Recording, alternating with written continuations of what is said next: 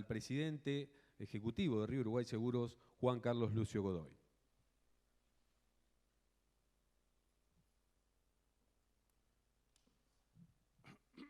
Muy bien, buenas tardes y muchísimas gracias por esta presencia siestera, ¿no? En un pueblo acostumbrado a eso. Y creo que vale la importancia del tema, seguramente como para que se produzca una tan buena asistencia como esta.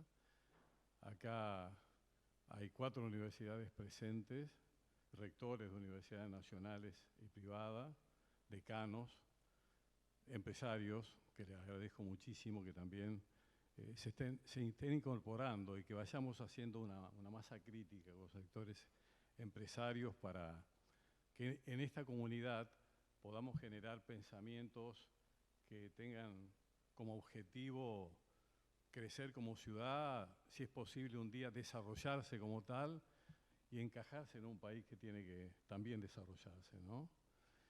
Acá hay presencia de ámbitos internacionales, como el caso de Flavio, por el Pacto Global, y bueno, y por ahí lo quería destacar porque tenemos una larga historia de recorrer distintos lugares y de estar defendiendo esta idea de Pacto Global de Naciones Unidas que representa, y ya que está lo aclaro, porque tiene importancia ante la presencia académica y de empresarios, que reúne fundamentalmente a las empresas que en el mundo han firmado un compromiso de una vida sustentable o del desarrollo del mundo con un sentido de de mejor impacto social. Ahora lo que me interesa, y por ahí yo no lo recuerdo bien y me gustaría que lo dijeras vos, ¿cuántas empresas están en el mundo incorporadas al Pacto Global? 21.000 empresas. Y yo les pregunto a ustedes cuántas empresas hay en el mundo, para que vean cuán poco es el compromiso de muchos sectores empresarios en este mundo, que nada más que 21.000, cuando nosotros comenzamos había 8.000, 9.000, que se dedican un poco a estas cosas, ¿no? Por eso agradezco mucho la presencia de un ámbito internacional que es de Naciones Unidas, ¿no? Tan importante para la vida de las empresas. Y debo decir algunas cositas previas. Ustedes me tienen que disculpar porque este es el comienzo de una nueva etapa con este tipo de conferencias, pero además con algunos detalles que son personales, pero que yo lo quiero decir porque hacen un poco a quienes somos, ¿no? Yo hace 4 años y 3 meses que no entraba a este lugar, porque somos una empresa virtual. 4 años y 3 meses que yo no entraba y no quise subir a mi despacho por una cuestión emocional. 4 años y 3 meses que estamos trabajando, a veces de pijama, pero trabajando en nuestra casa y desarrollando un cambio tan profundo como fue pasar de ser una empresa presencial a una empresa virtual, que nos costó una enormidad, un estrés permanente, porque además era la pandemia y además todas las complicaciones económicas y sociales que vienen hasta este momento, porque esto es una continuidad, obviamente somos un país. Esa cuestión particular la quería mencionar porque yo quiero que se imaginen también lo que significa el cambio de vida, porque no es que me pasó esto cuando uno comienza a vivir, me pasa cuando uno está terminando la vida activa y pareciera que cuesta más, pero no es tan así. La cuestión es tener la voluntad y el ánimo de hacer estos cambios necesarios, que además son los cambios inexorables, porque la vida dentro de 5 o 10 años va a ser muchísimo más digital de lo que es en este momento, muchísimo más virtual. Y estamos obligados a ir buscando, yo digo que en el caso nuestro somos una empresa híbrida. Tenemos virtualidad y tenemos presencialidad en distintos lugares del país, pero acá no, acá en este lugar que está no habitado, pero que sí hoy, por ejemplo, vamos a inaugurar un canal de televisión de alguna manera, aunque no sea formalmente así, pero tenemos nuestro propio equipamiento y vamos a hacer una entrevista a nuestra invitada de hoy, que va a ser como el debut que va a tener este canal, un canal y una radio, que ya está funcionando la radio y que queremos ahora que funcione el canal también. Son agregados que estamos realizando en este proceso, en esta marcha hacia esa empresa que tiene que ser más grande, pero que yo digo siempre, aprovechando que hay gente de calidad y de Fundece, yo digo siempre que a mí me interesa que seamos una empresa mejor, no más grande. Más mejor, como dice el paisano, y no más grande. Porque no está en el tamaño la calidad de una empresa. En todo caso puede estar la capacidad de formación de precios, o de ser monopólico u oligopólico, pero a mí me interesa la competencia, nos interesa la competencia, pero hecha de la mejor manera y aplicando la ley de defensa de la competencia como corresponde. Además, somos la única empresa con certificación de calidad en la Argentina en el ámbito asegurador, lo que significa que también acá todo el capital humano de Río Uruguay hace un gran esfuerzo para lograr tener ese título que hay que renovarlo cada 3 años y es una exigencia de carácter intelectual y laboral, ¿no? Pero también quiero contarles una cosa, y sobre todo a los empresarios locales y a nuestra invitada, que tiene que ver con la empresa a la que está invitada. Esta es una empresa cooperativa que nace como consecuencia que un grupo de empresarios que en aquella época de aislamiento de la Mesopotamia argentina, porque no había ninguna forma de comunicación por tierra, hasta que en el año 68 se puede inaugurar el túnel subfluvial y más adelante el complejo Zárate-Brazo Largo. Hasta ese momento estos lugares eran inhóspitos, además por una cuestión estratégica. Lo miro a nuestro rector y que conoce al rector de la Universidad de Concepción del Uruguay, que de esto sabe mucho, pero aquí había una decisión en el país que no había que dejar estas zonas muy pobladas porque había peligro de invasión y había toda una combinación de pensamientos de aquellos tiempos. Y en ese momento los empresarios locales tuvieron una decisión en función de un análisis de construir una empresa de seguro para que las primas de seguro que se iban de acá quedaran acá para defender el desarrollo regional. Es una cuestión filosófica del empresariado, de personas que estaban dedicadas a la actividad económica, pero que defendían tanto esa economía local que generaron un producto como este, que es esta empresa.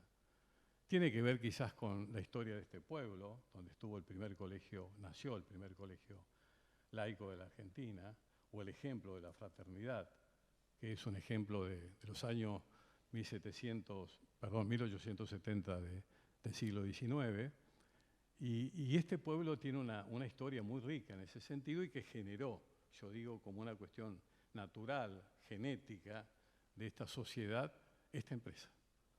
Y que además decidieron que fuera cooperativa y no una empresa anónima para que todos se sintieran parte de esta empresa y no para que vieran que algunos empresarios tenían un interés particular, sino que fuera interés general.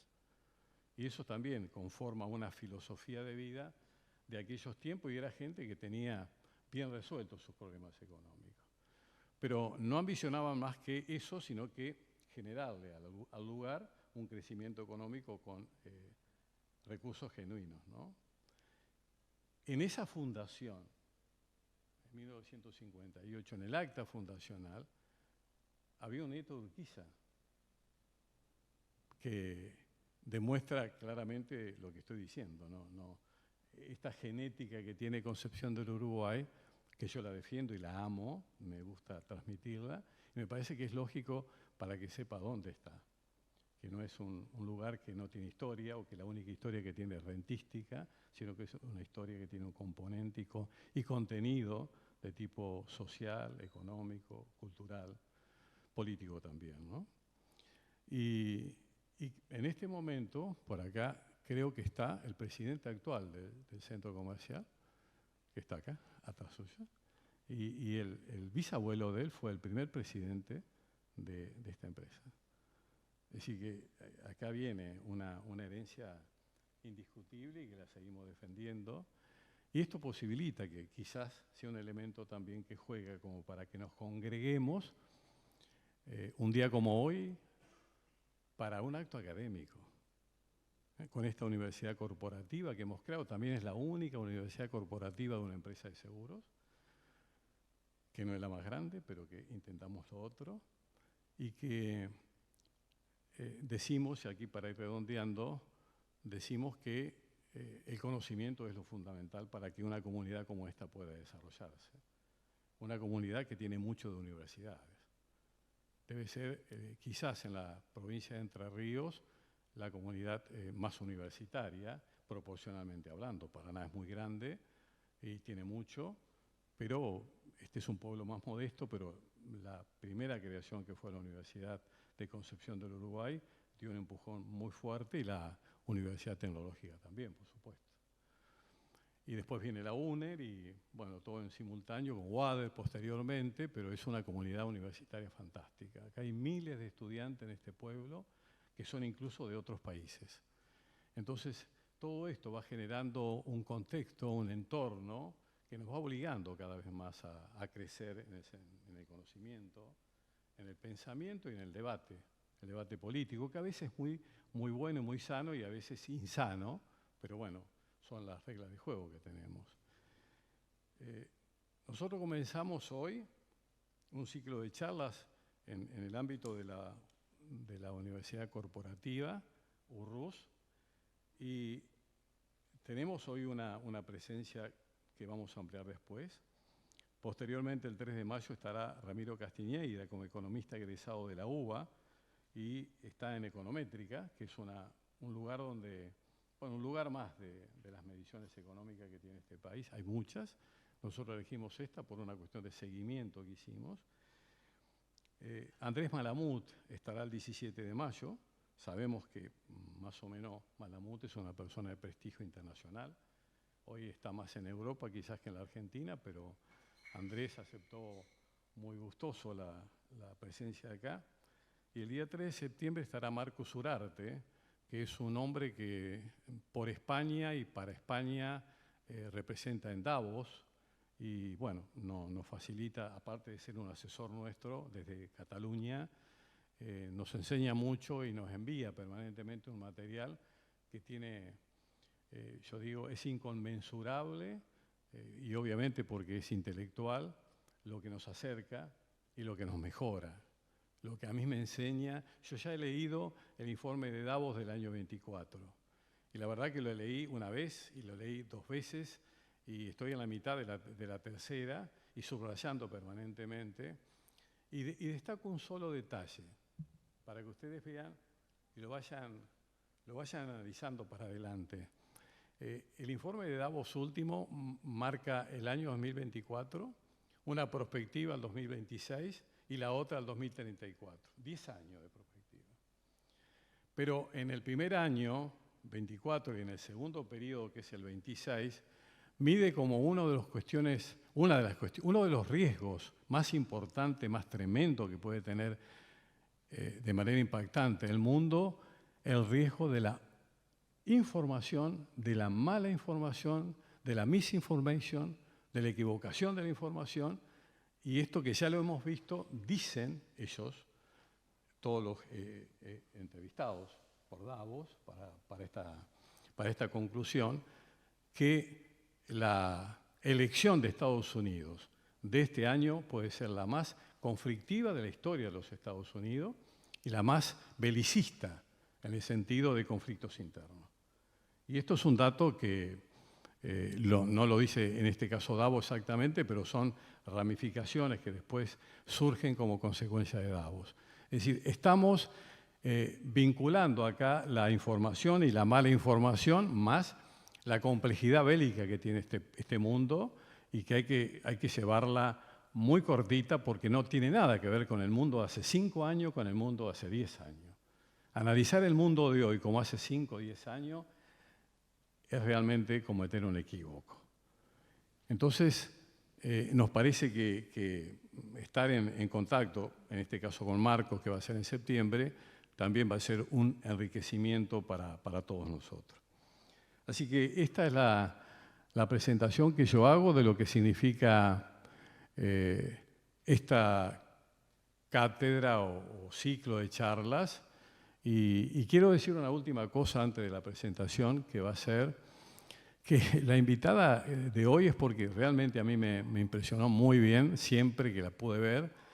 Y después de haber leído un artículo, digo, me parece que es la persona que nos puede en este momento, porque este momento no es cualquier momento, al margen de gustos o de no. Lo que yo estoy obligado, y lo dije siempre, aún en procesos de dictadura, yo puedo discutir contra Martínez de Oz por nombrar algo del pasado en la calle, pero adentro de la empresa lo que hay que hacer es entender lo que está haciendo el gobierno para ver cómo sobrevivimos, porque no puedo hacer política partidaria en un ámbito de trabajo. Lo que uno tiene que hacer es entender el modelo que funciona desde el punto de vista político o económico en el momento que se está viviendo con la mayor neutralidad posible, adentro. Cuando vamos a la calle o al ámbito que elijamos, tenemos la necesidad del debate permanente. Y bueno, como me parece que puede ser así, es que surgió este comienzo que ahora va a presentar detalladamente Quinternet, nuestro querido Quinter. Gracias.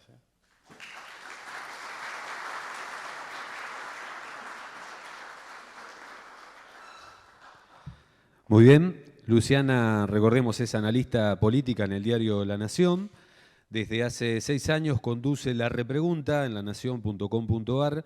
Es un ciclo de entrevistas en profundidad muy valorado por la audiencia general y también la audiencia especializada, donde habla con protagonistas claves de la vida política y económica de la Argentina y de toda la región. Es una de las analistas en educación más escuchadas en nuestro país. Sus investigaciones y columnas educativas, publicadas también en La Nación, suelen instalar agendas de discusión en el campo educativo. Su trabajo periodístico la lleva con frecuencia a coberturas en distintas partes del mundo, desde Finlandia, Dubái y Qatar hasta Estados Unidos, Francia y España, además de la República Oriental del Uruguay, Chile, Perú y Brasil, entre otros países. De acuerdo con el último ranking de la consultora Poliarquía, Luciana es una de los 25 periodistas más respetados de la Argentina y una de las únicas 3 periodistas mujeres que alcanzaron esa posición. Es autora de La educación de los que influyen y de la novela de Menem, entre otros ensayos que tiene. Tiene un máster ejecutivo en Administración de Empresas del Instituto de Altos Estudios Empresariales y además es profesora de Letras por la Universidad de La Plata y estudió en TEA, organismo que enseña el oficio del periodismo en la República Argentina. Recordemos que este encuentro está siendo transmitido en vivo por nuestro canal de RUS en YouTube y también por nuestras redes para todo el personal y nuestros productores asesores de seguros en todo el país. Ahora sí, escuchamos a Luciana Vázquez en el marco de URUS Excelencia. Adelante, por favor.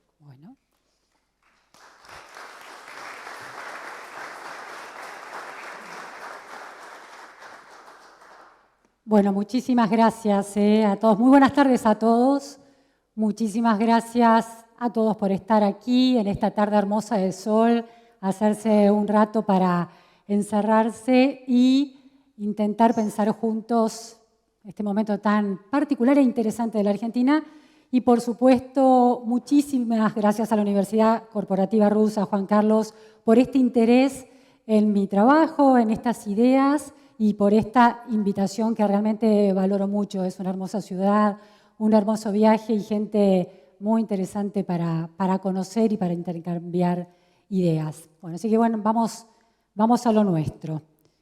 Vamos a ver, esperemos que la tecnología nos acompañe, que siempre era de inteligencia artificial, pero a veces nada funciona. Así que, pero le tengo fe a RUS. A ver.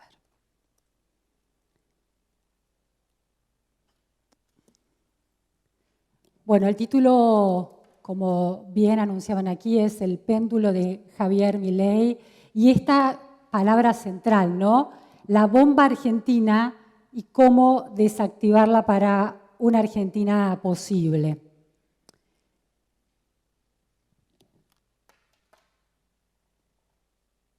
Cristina Kirchner sostiene, y siempre ha sostenido, que un poquito de inflación y de déficit no está tan mal siempre que haya expansión de derechos. Javier Milei sostiene que no hay expansión de derechos si hay déficit y si hay inflación. Entre esos dos extremos oscila el péndulo de la Argentina en este momento. Ahora, todo péndulo tiene un problema, que cuando llega a un extremo tiende a volver a su punto de partida. Va de un extremo al otro.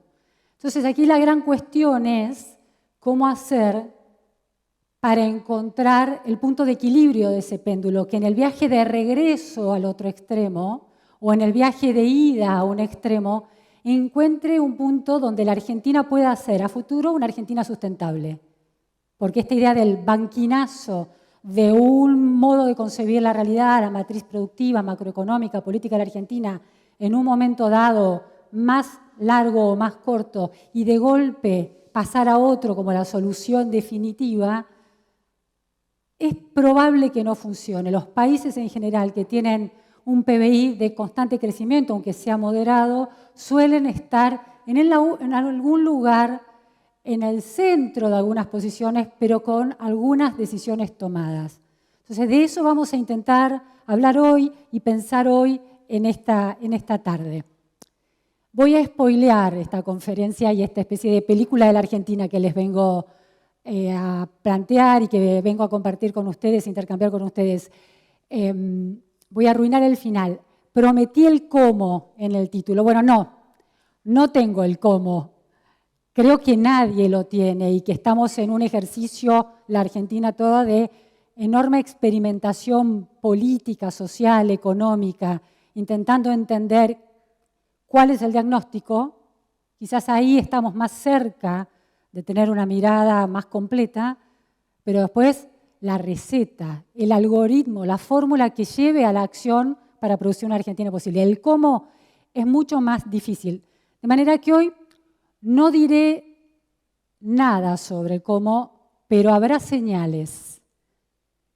Hablamos entonces ahora del péndulo de Javier Milei y de la bomba argentina.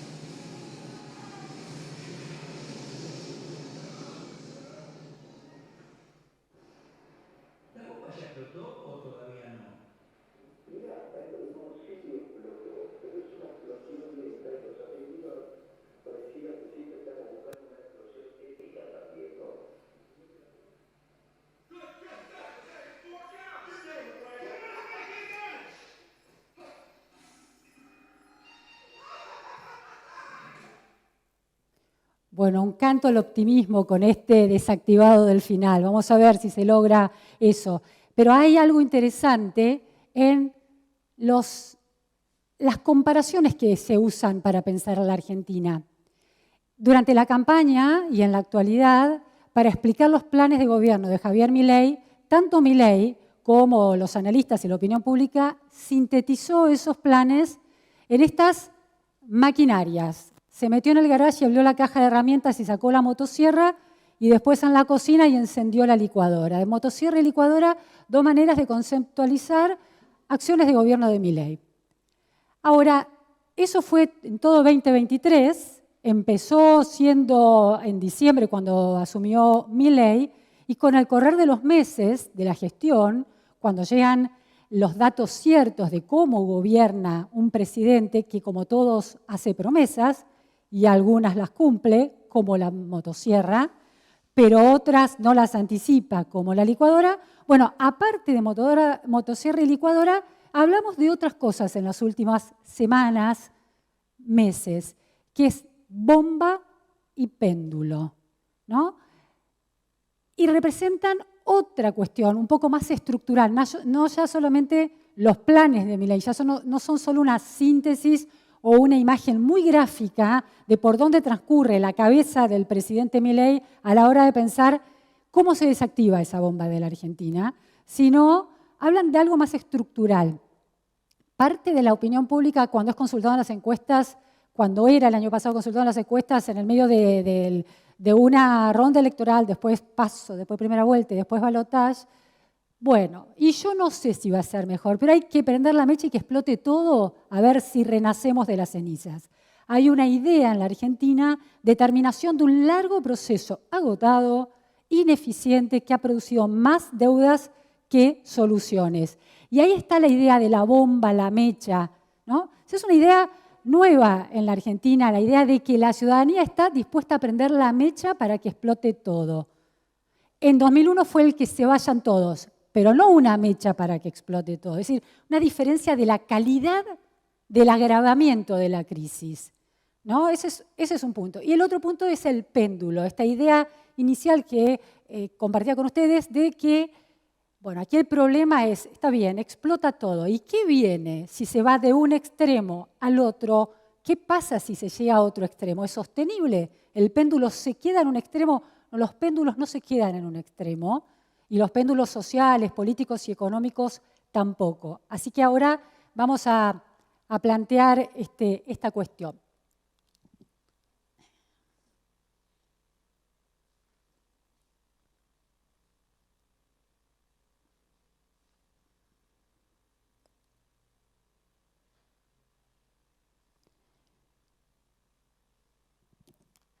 Hay algo muy interesante del proceso Milei, de esta irrupción de Milei en la elección de 2021, cuando obtuvo un vigoroso 18%, que parecía ser su techo, a ganar la presidencia.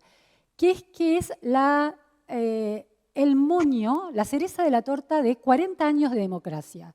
Es decir, hay un proceso cumplido, 4 décadas, y la Argentina no logró resolver cuestiones centrales. Es un problema del mundo, es un problema de la región, es un problema de tendencias históricos, sociales, económicos, políticas, productivas que están afectando al mundo entero. La respuesta es no. El contraste entre el derrotero de los países de la región, yo no estoy hablando de países del primer mundo, ¿no? Todos vemos Estados Unidos, países europeos, democracias liberales que tienen sus problemas, republicanas, pero con economías súper sólidas. La Argentina, sin compararlo con esas regiones, comparándolo con, lo sabemos todos, con Uruguay, con Chile, con Perú, con Bolivia, con Paraguay, con Brasil, con México, con Colombia, tiene problemas de sus curvas históricas. Los países mejoran en una serie de indicadores y la Argentina cae en una serie de indicadores, ya no de un año al otro, no es el PBI de un año contra el otro, de un mes contra el otro. Son 40 años de una tendencia sostenida hacia la baja, ¿no? Hacia la baja en los indicadores que deberían estar hacia arriba, el PBI, y hacia el alza en los indicadores que deberían estar hacia abajo, como la inflación. Entonces, aquí se plantean, en esa bomba que es la Argentina, estamos intentando descifrar este mecanismo, este dispositivo, que explica muchas cosas. El hartazgo de los argentinos y el voto de los argentinos. Porque me parece que hay una pregunta interesante sobre Milei. Uno podría decir, bueno, Milei gana porque hay un hartazgo con el kirchnerismo, es una interpretación, y porque la economía estaba mal. Ahora, la siguiente pregunta primero es ¿por qué ganó Milei? Eso es dos variables que podrían explicarlo. Pero la segunda pregunta que hay que hacerse es ¿por qué ganó Milei y por qué no ganó Juntos por el Cambio? Porque la misma respuesta se podría decir, bueno, la gente se hartó del kirchnerismo, de la baja performance económica, y votó a Juntos por el Cambio, pero eso no sucedió. Entonces, en el voto Milei hay un dato sobre la realidad. Es extremadamente relevante que haya ganado Milei y que no haya ganado la candidata Patricia Bullrich el año pasado. Y eso no habla ya del año pasado, que parece hace un siglo, ¿no? Ya pasó, las elecciones ya pasaron, eso fue hace un siglo. Eso explica cosas que están pasando en la Argentina hoy y que van a seguir pasando.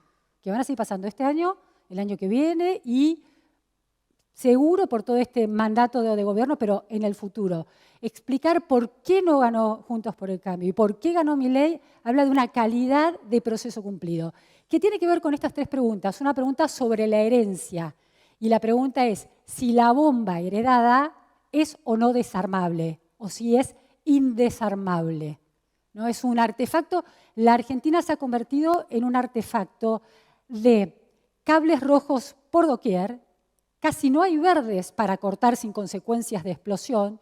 Son casi todos cables rojos que sufrimos todos o con el que interactuamos todos.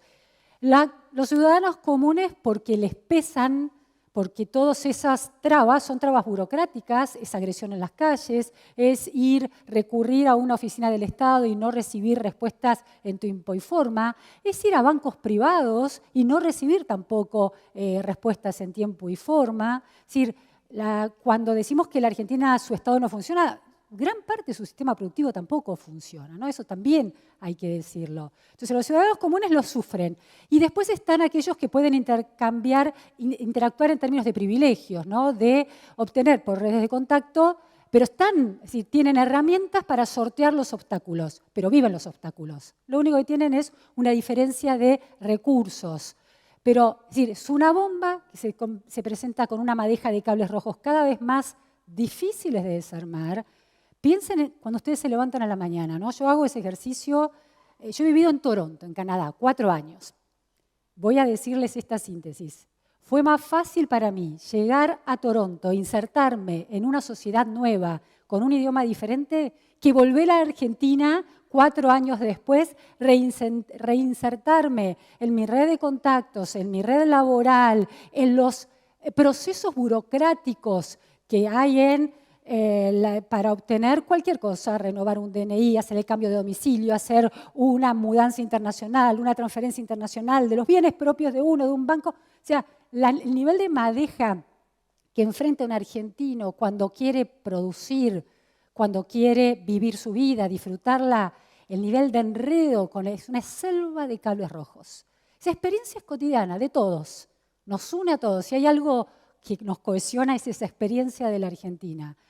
La esperanza que tenemos es que sea desactivable, como en el video, ¿no? Que alguien pueda empezar a encontrar los cables verdes, a pesar de todo. Entonces, la pregunta es sobre esa herencia. La bomba es una herencia muy consolidada que ya lleva 40 años. La segunda cuestión son los desafíos futuros, que atañen particularmente a esta gestión de gobierno. Es decir, ¿a dónde nos lleva el péndulo? Si se sigue produciendo esta lógica pendular que vemos por momentos en la gestión de gobierno, por ejemplo, en la famosa batalla cultural, vamos a analizar esa cuestión que yo creo que es uno de los momentos menos productivos de futuro y más productivos de poder para el gobierno. A veces las cosas no están alineadas, el futuro y el poder de una gestión. Entonces, los desafíos futuros tienen que ver, la herencia tiene que ver con la bomba, o la bomba tiene que ver con la herencia. El péndulo tiene que ver con los desafíos futuros que esta gestión está tratando de ordenar. Y la tercera cuestión, la tercera pregunta son sobre ¿a qué países querríamos parecernos? Ya no digo, me acuerdo durante la gestión de Cambiemos se hablaba mucho del sistema educativo finlandés. Tenemos que ser como el sistema educativo finlandés que lideraba en ese momento las pruebas PISA. Entonces íbamos los argentinos, yo he estado también en Finlandia, interesantísimo, íbamos los argentinos a Finlandia como si esa sociedad de 5 millones de habitantes con una cultura, una idiosincrasia tan particular fuera trasladable a la Argentina simplemente por importar 3 o 4 metodologías, ¿no? Entonces, ¿a qué país nos queremos parecer? O, bueno, los cuestionamientos de la gestión kirchnerista en esa patria grande con eje en el eje bolivariano. Es decir, ¿cuáles son los países que están haciendo, acá cerca, países vecinos, cosas que más o menos resuenan como razonables y posibles para la Argentina? ¿Estamos muy lejos de eso? Bueno, eso es una pregunta que tiene que ver con esta pregunta. Una manera de evitar el péndulo es hacer cosas razonables. No irse tanto del barquinazo. Entonces, ahí tenemos otra zona de temas interesantes para plantear hoy. ¿Qué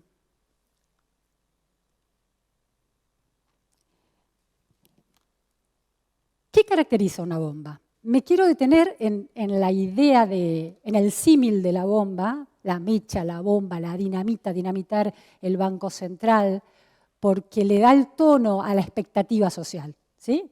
Queremos que explote. Estamos esperando una explosión de algo y que después se repare. Primero, toda bomba es un dispositivo orientado a explotar. No importa si alguien la desactiva o no, o si falla el mecanismo. Está fabricado para explotar. Si cuando usamos el símil, cuando la política, cuando un candidato, un presidente, plantea políticas en términos de explosiones, de dinamita, de bomba, está esperando que algo se termine, de una vez y para siempre. Casi como una especie de destrucción purificadora, un fuego purificador que genera un desierto, y sobre él, cuando hay un desierto hay un vacío. Y es la gran oportunidad de la política, es como la utopía de la política, un desierto, la Argentina del siglo XIX, un desierto a ser transformado y construir una civilización. ¿Sí?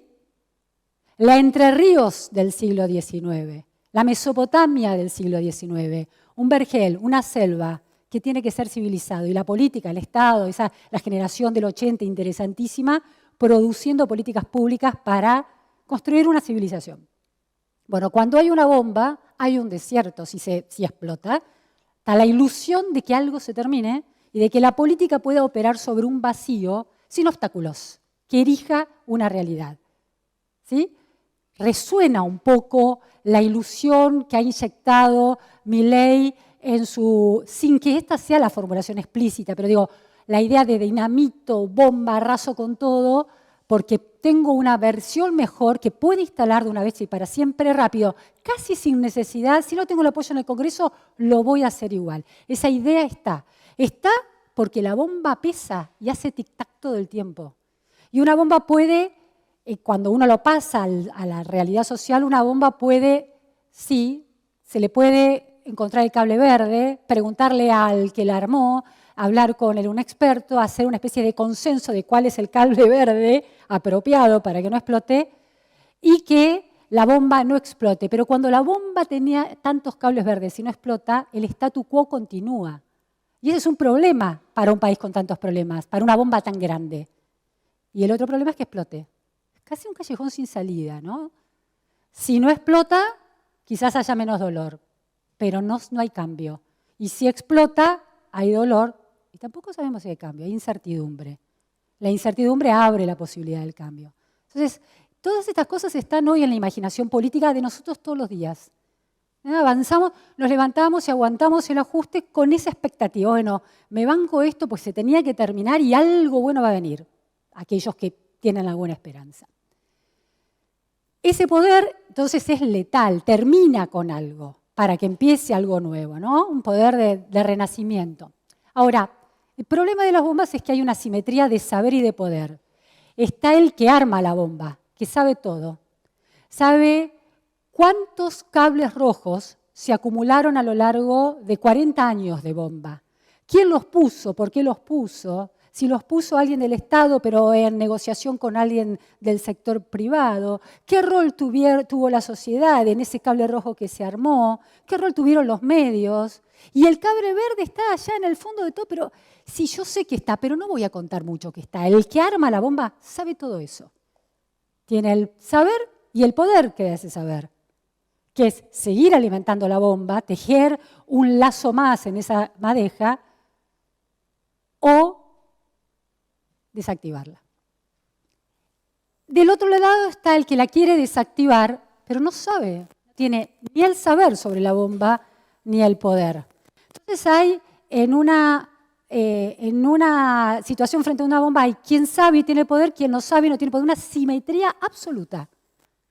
Y esa simetría es muy importante para entender el panorama actual, coyuntural, político y económico. Porque porque la identidad de Milei se instala muy paradójicamente como alguien que no ha contribuido a fabricar la bomba, porque es un outsider, diría más outsider de lo que fue Macri cuando empezó a hacer política en la ciudad de Buenos Aires y cuando llegó al poder en Nación, básicamente porque Macri pertenecía a un sector social muy influyente, con lazos económicos y políticos, es decir, que era un outsider de la política, pero no era un outsider del círculo rojo más influyente de la Argentina. Milei es otra cosa. Bueno, sí, era empleado de Ornequian, pero empleado de Ornequian es otra cosa. Es un outsider que se construye a sí mismo con su hermana, en los canales de televisión, después en las redes sociales, y calza con el temperamento de la época y gana las elecciones. Entonces, Milei se propone como alguien que está fuera del mecanismo de armado de esa bomba, es decir, 40 años no estuvo en esa bomba por una cuestión generacional y porque además su cabeza no funciona así, la política no le interesa en términos de esos armados tan intrincados, pero se atribuye el poder desarmarla. Dice saber terminar bajar el déficit, eliminar la emisión, entonces baja la inflación y llega y sale el sol en el horizonte, se activan las inversiones porque la Argentina se vuelve confiable y empieza a haber plata y negocios, los mercados empiezan a poner plata también en cosas reales y así avanzamos. Esa es la promesa de Milei, que sabe desactivar la bomba y que no la armó. ¿La armó quién? ¿Quién armó la bomba, según Milei? ¿Quién armó? ¿Contra quién está Milei siempre? Contra la casta. Para Milei, la bomba la armó la casta y él es el gran desarmador. Entonces, ese es el clima de época en el que estamos metidos y la política, el desconcierto de la política tradicional se explica porque hay una bomba que gran parte de la política tradicional contribuyó a armar, aún aquellos que intentaron una mirada más crítica sobre esos cables que se cruzaban, y alguien que no tiene nada que ver con eso y se queda con todas las banderas. Esa idea explica gran parte de lo que está del poder de Milei, del apoyo a la opinión pública y del desconcierto de la clase política hasta el momento.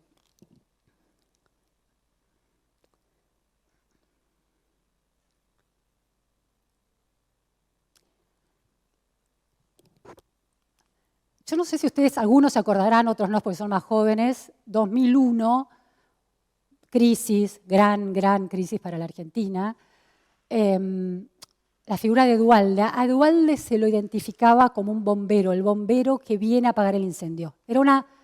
Se decía muchísimo eso. O piloto de tormenta, se hablaba también de Labaña como el piloto de tormenta, de Remeslenikov como el piloto de tormenta. Esas imágenes fueron muy propias de esos años, hasta la llegada, hasta el avance de la primera gestión de Néstor Kirchner, cuando la figura presidencial recupera vigor, se vuelve un presidente fuerte, etc. Pero esos años, la crisis de 2001, tenía estas comparaciones, estas metáforas. Fuego y bombero, tormenta y el piloto. Es muy distinto a la bomba y alguien para desactivarla. Básicamente porque el fuego se apaga, pero está más controlado, no se termina con todo, le echo un baldazo y sigo adelante. El piloto de tormenta atraviesa la tormenta y el mundo sigue, respiro, pero se disipa la tormenta. Bueno, la bomba, no sé si logro transmitir la diferencia sustancial de una sociedad y de un proceso histórico y un presente histórico sintetizado en el proceso de bomba y alguien que la activa y otros alguien que la desactiva y otros que la fueron activando. Esa es la explicación de por qué se pone hoy, por qué se activa hoy eso. Porque son 40 años, porque no es la crisis de 2001. Esto es la crisis de 2023, 2024. Son 40 años. La crisis de 2001 es una crisis de 20 años. Hubo una ilusión, todos la tuvimos, 1983, el regreso de la democracia. Reseteo total. Parecía que la sociedad, esto de Alfonsín, con la democracia se vive, se come, se cura. Un reseteo total de la sociedad. Esperanza absoluta. Hubo, cimbronazos iniciales por esa rémora del peso del partido militar en la vida política, pero después sale adelante y la crisis económica. Después viene Menem, con la promesa de revolución productiva que se convierte en el control de la inflación por primera vez en años y por unos pocos años en la historia argentina. Y hubo otra crisis. Habíamos 20 años atrás dejado una crisis muy terminal con la dictadura, los desaparecidos, realmente muy terminal y una crisis económica también. Y otra crisis, 20 años. Ahora son 40 años de crisis. Esa diferencia es tan impresionante, por eso también la idea de bomba. Ya no hay nada más que preservar. Hay que empezar, hay que terminar con todo y empezar de nuevo. Y hay varias cuestiones también. que me parecen interesantísimas. En esta idea de bomba que ha cruzado cables rojos, cada gobierno que llegó a la Argentina desde el regreso a la democracia hasta ahora, veremos qué hace Milei, es un joven gobierno, tiene chance, o sea, no podemos juzgarlo como un proceso cumplido, ha contribuido, algunos más, mucho más que otros, a tejer los hilos, cables rojos dentro de esa bomba. Y eso es un tema también central, porque en 40 años, por supuesto sabemos que dominó, las presidencias de la Argentina estuvieron dominadas por el peronismo en sus distintas versiones, menemismo, kirchnerismo, Alberto Fernandismo, kirchnerismo, ¿no? En su gran mayoría. Pero también estuvo la gestión de Alfonsín, estuvo la de la Rúa, estuvo la de Mauricio Macri. Y ninguno logró desactivar o poner a la Argentina en un camino sustentable en cuanto a la inflación, los niveles de pobreza, el crecimiento del mercado de trabajo formal. Se sabe, la Argentina está destacada en el mercado de trabajo de 2011. Entonces, ¿qué es el impacto de eso? De que nadie haya logrado torcer el rumbo.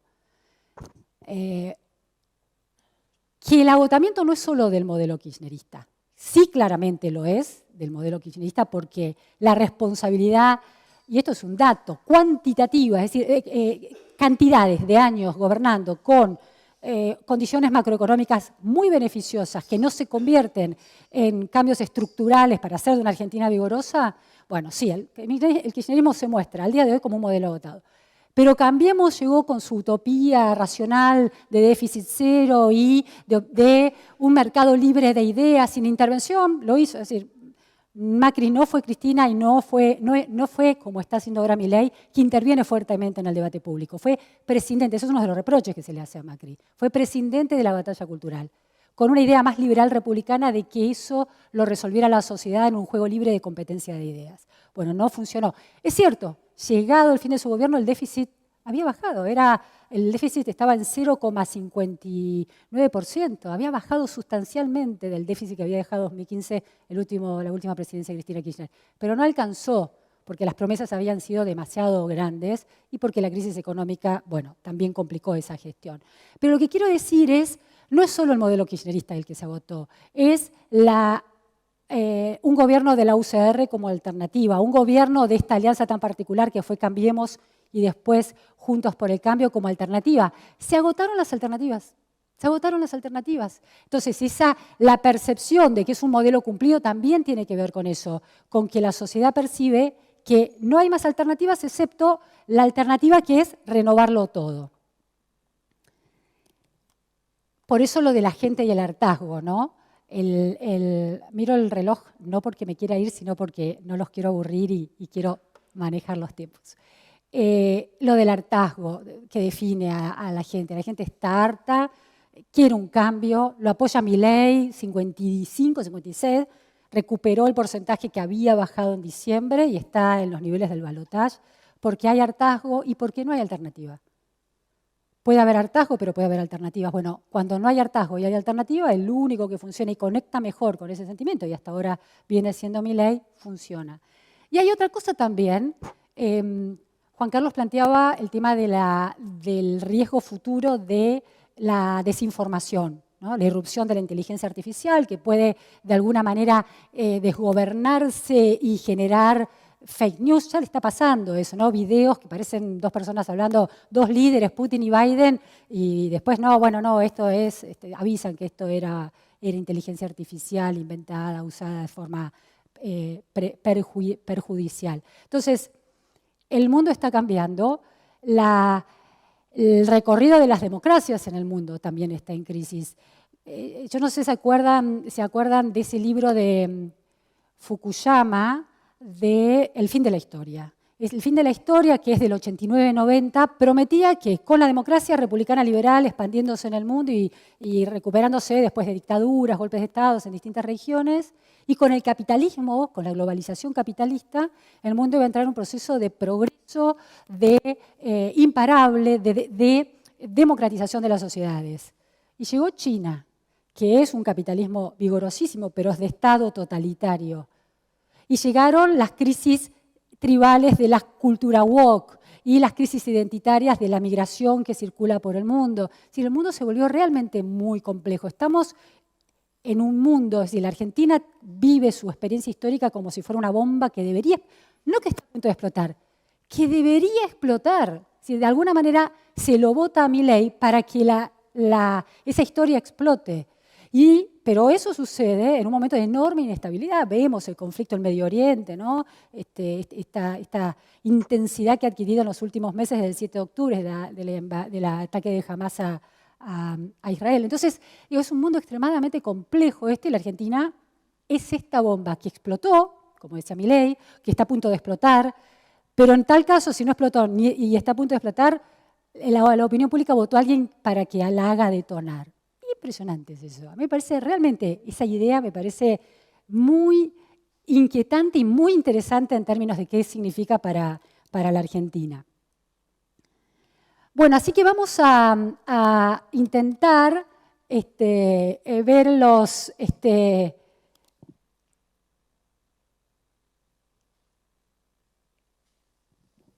ahí decíamos el rol de la política recién, ¿no?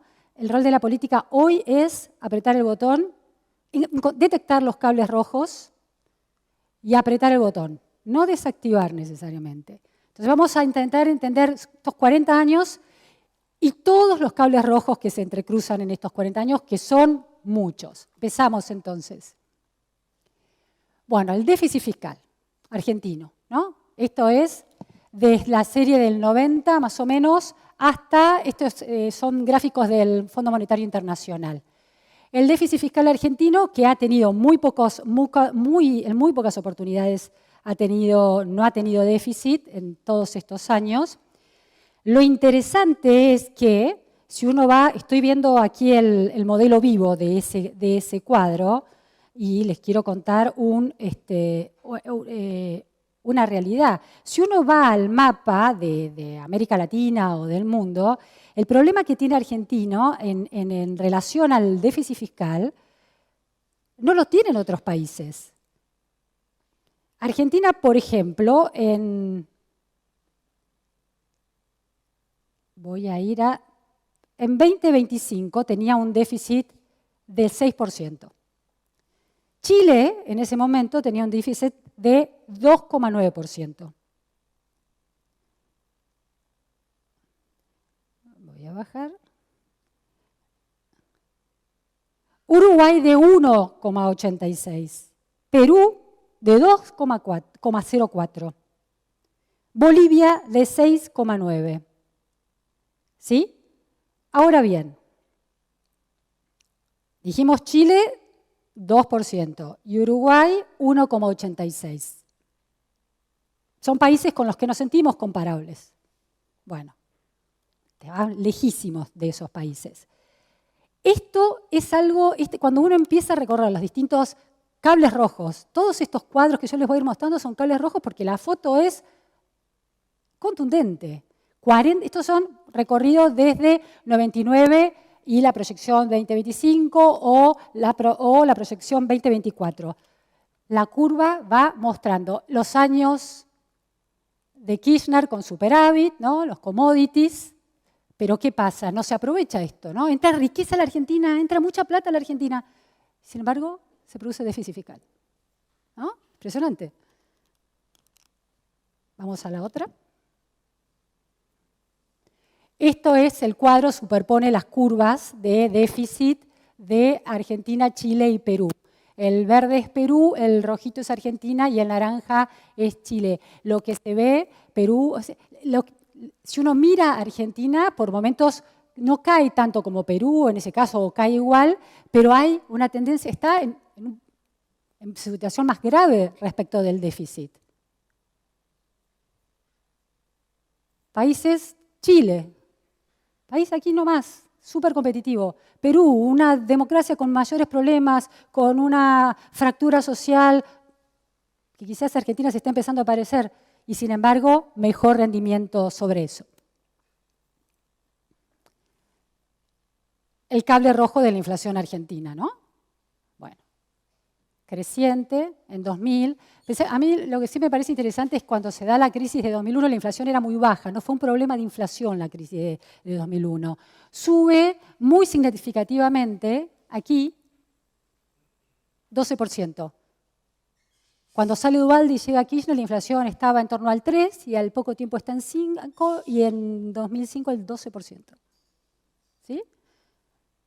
Bueno, estos son los picos empiezan los picos de la pandemia, pospandémicos. Esta es la inflación argentina. Una curva ascendente. Con este pico, que es atípico, ¿no? Es estacional, digamos, tuvo que ver con un evento muy particular, pero quedan niveles muy altos. Vamos al siguiente. Este es Chile. Chile, alto. Solucionan el problema de la inflación. La inflación de Chile está en 3%, 2%. Les voy a decir con más exactitud.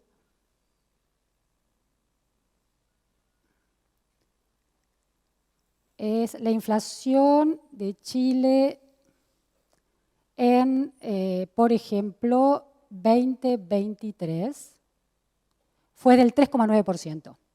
La de Argentina, 211,4%. La de Brasil, 4,6%. La de Bolivia, 2,1%. La de Perú, 3,2%. ¿No? Pasemos al siguiente. Esta es el PBI, tema PBI, ¿no? Argentina. Serrucho. Se cae, sube, se cae, se cae, se cae, se cae, y siempre en valores bajos, excepto en algunos años de los commodities del kirchnerismo. Comparemos con otros, otra vez, Chile y Perú. Después les voy a contar por qué estoy eligiendo Chile y Perú. Chile porque tiene es una economía importante de América Latina, México, Argentina, Chile, bueno, Brasil por supuesto, y Perú por otras cuestiones que después les quiero comentar. Pero otra vez, el rojo es Argentina, ¿no? Perú se instala, recuerden Fujimori, que llega en 90 y se va en 2000 con un proceso de pérdida de institucionalidad importantísimo, un impacto, cierra el Congreso, ¿se acuerdan? Que después termina preso, pero baja la inflación del 7.000 y pico % que estaba en la época de Alan García y la controla, y baja la inflación y genera crecimiento. Es decir, el PBI de Perú creciendo sostenidamente, instalado arriba, subió y tiene caídas, pero está en niveles muy altos. Siguiente. Pobreza. Esto es súper interesante, este cuadro. Lo que muestra este es el cuadro de la evolución de la pobreza según distintos indicadores de EPH, ¿no? ¿No? La pobreza que sube hasta los valores de hoy. Está tomado a 2018 porque es un trabajo de Sarazaga y Schipani para mapear la pobreza. La línea amarilla, es la inversión social. Es muy impresionante.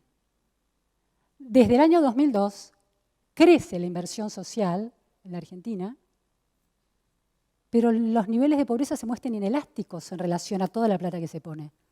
No es que el Estado argentino no haya puesto plata en pobreza, es decir, el cable rojo de la pobreza se construye a pesar de la cantidad de fondos del Estado argentino para paliar la pobreza, lo cual es el peor de los mundos, ¿no? Porque vos decís, bueno, no tenemos plata, entonces hay pobreza porque no hay nada que el Estado pueda hacer para contener la pobreza o terminar con la pobreza.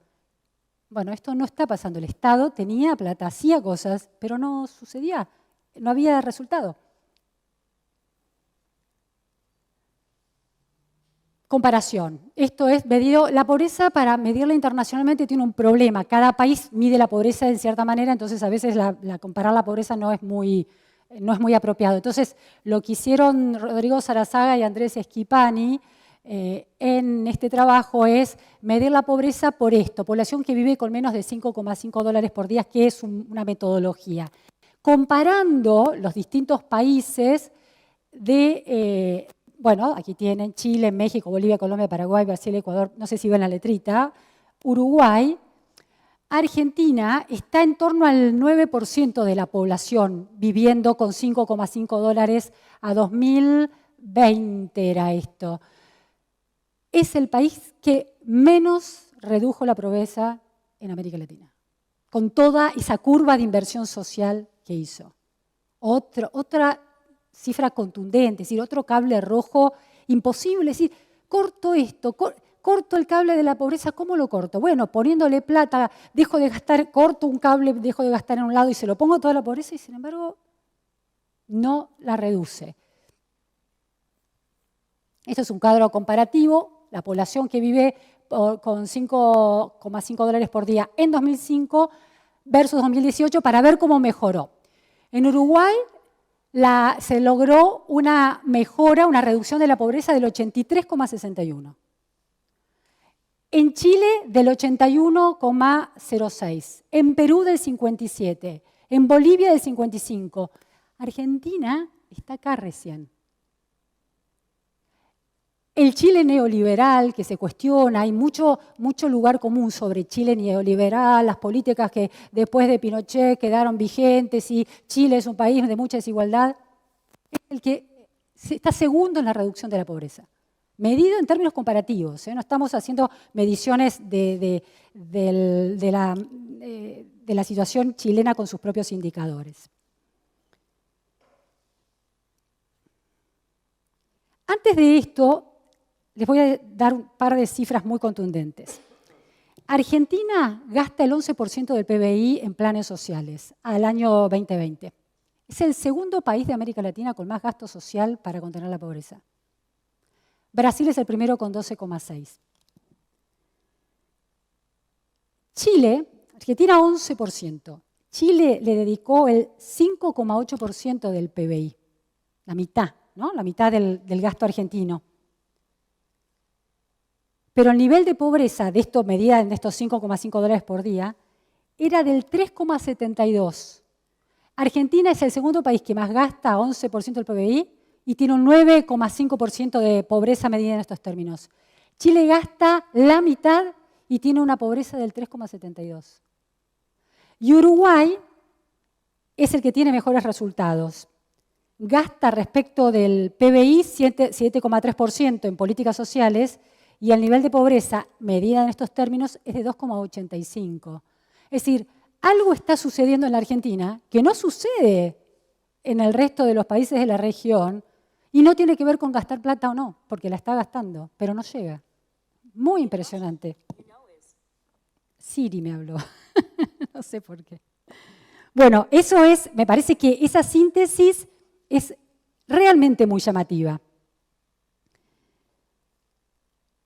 En 2010, el kirchnerismo alcanzó el pico de gasto en programas cooperativos, ¿no?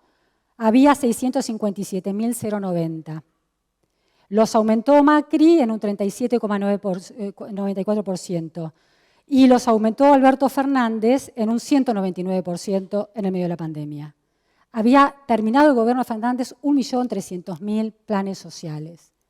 Igual hay pobreza. Una bomba que no se puede desactivar, la de la pobreza. Una explicación posible, tenemos luces psicodélicas acá, para que se despierten.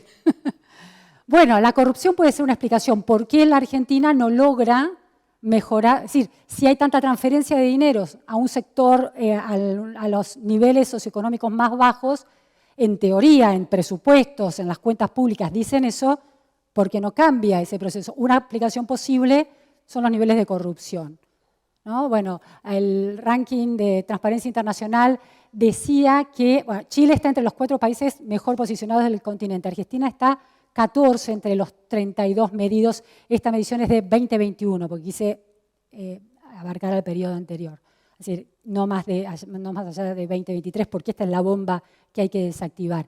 Es una explicación posible, o por lo menos es una de las explicaciones posibles, que parte de los dineros, que es un tema que se investiga, por ejemplo, en relación a las universidades. La queja, la protesta social hoy vinculada con las universidades empieza a haber denuncias judiciales que están avanzando, que demuestran que ha habido una connivencia entre el Ministerio de Obras Públicas durante el kirchnerismo y algunas universidades del conurbano. Es decir, la justicia está investigando esos hechos. Entonces, la corrupción puede ser un componente. No digo que lo explique todo, ¿no? Creo que las cuestiones macroeconómicas parecen ser muchísimo más importantes.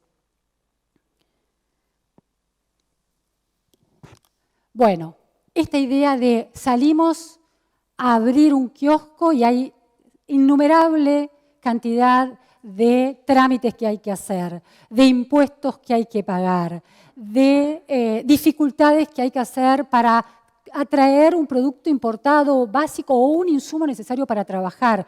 Y no estoy hablando de los non-santos, quiero decir, de coimas, de la CIRA, del fantasmas de la CIRA en los hoteles, no estoy hablando de eso. Estoy hablando de la falta de libertad por regulaciones, por restricciones. La Argentina está, bueno, en esta posición que ustedes ven aquí.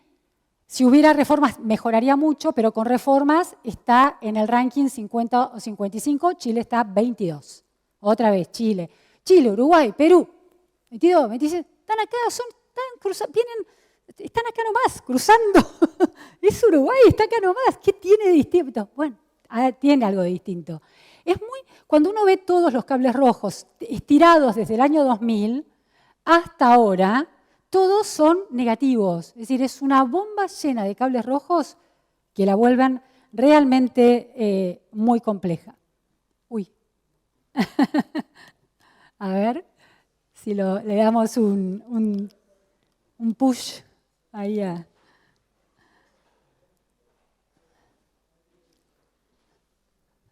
Vamos, creo que quería dormir la siesta a la pantalla, la siesta que elogia Juan Carlos. Está bien. A ver. Si esperamos un poquito. Bueno, lo que seguía es para ver muy bien la diferencia de grados de libertad en los términos en que lo arma la Heritage Foundation, que es, bueno, cantidad de regulaciones, posibilidad de cuántas tipos de trabas para abrir, empresas para cerrarlas, para liquidarlas, para contratar gente, las penalidades por despidos, todo ese tipo de cosas se analizan como libertad económica. Vamos a la siguiente, Germán, si podés. A ver, ¿podemos? Este es el Index de Economic Freedom de Argentina y vemos como años 90, ¿no? Años 90, verde, está bien, había libertad económica, va cayendo y hoy está por momentos en las zonas de los rojos, en los últimos años de la presidencia de Cristina Kirchner, o sea, rojo está todo mal, es decir, muy poca, restringido, es decir, casi no hay libertad económica y hay una leve mejora, pero está todavía en rojo, ¿no? Esto es sin reformas, sin hacer reformas. Pasamos a la siguiente.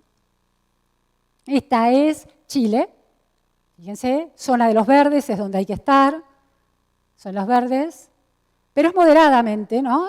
Chile también, o sea, estamos en América Latina, pero está mucho mejor.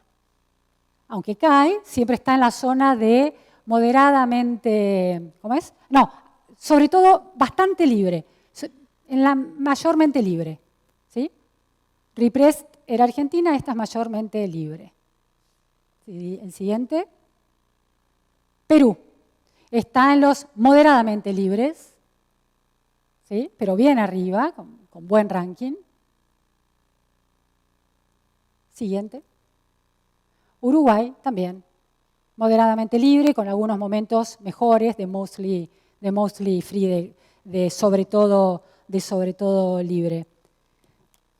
Y vimos Argentina, la zona de los rojos y de los naranjas fuertes. Otra vez, historias culturales parecidas, historias de procesos desde el virreinato hasta la actualidad similares, con dictaduras, con procesos inflacionarios en los 80, 90, extremos. Ya toda la historia de Alan García la conocemos en Perú. Sin embargo, domaron el potro de la inflación y no solo ese, como vemos en los distintos indicadores.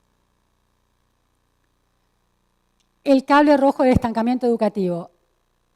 Argentina, otra vez. Argentina tiene Estas son las pruebas PISA, ¿no? Evalúan los conocimientos de chicos de 15 años de la escuela, no importa si están en qué año estén, tienen que tener 15 años y estar en el sistema escolar. Está en niveles bajos y estancado. En niveles bajos y estancados. Eso es muy impresionante. Y quiero que vean el caso de Perú, porque Perú es el verdecito, no, Colombia es este. Perú es uno de los casos más destacados en América Latina porque es mejora continua. Perú es una curva ascendente. Argentina cae después del 2001, ¿sí? Se mide aquí, se recupera algo, pero se estanca. Es muy baja, además muy bajo, no es que se estanca en una... Y la mejor, por supuesto, sigue siendo la performance de Chile, en términos de siempre lidera estos rankings. Pasamos al siguiente. Esto es... a ver si logro ponerlos en acción. ¿Qué le pasa a la política? ¿Qué es lo que demuestra Milei? Milei le demostró a la política que la política no conocía al votante. Todos decían que Milei no iba a ganar, las encuestas decían que Milei no iba a ganar, los políticos minimizaban la llegada de Milei, no tiene territorio, no va a ganar porque no tiene territorio. Es cierto que hubo un envión del kirchnerismo en la primera vuelta, en las PASO para que se consolidara, eso es cierto, hubo acuerdos territoriales, eso está claro, hay muchísimos casos en los que eso se comprobó, la investigación periodística lo comprobó taxativamente. Pero no alcanza con eso para ganar una elección en 3, o estar casi muy cerca de ganarla en las 3 rondas. Entonces, ¿qué es un argentino hoy? Yo creo que nosotros tampoco sabemos qué es un argentino hoy. ¿Saben quién es Callejero Fino? Bueno, se los voy a presentar.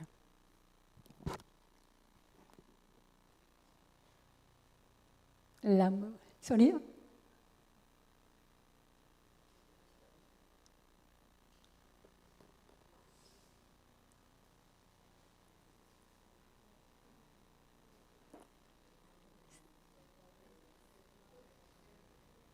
Bueno, a ver si yo lo tengo acá. Espérenme un segundito y lo pongo en Spotify.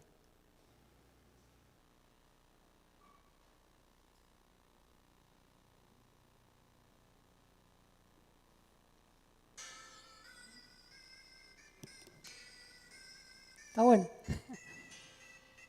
El de naranja es Callejero Fino.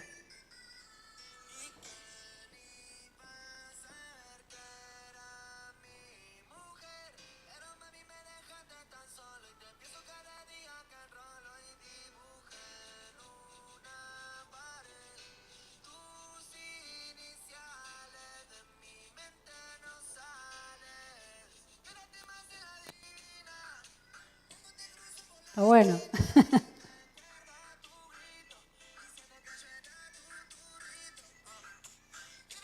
Bueno,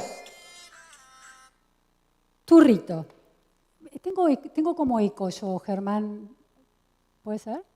Me siento como con eco. ¿No me sienten como con eco? ¿No? Bueno. Callejero Fino.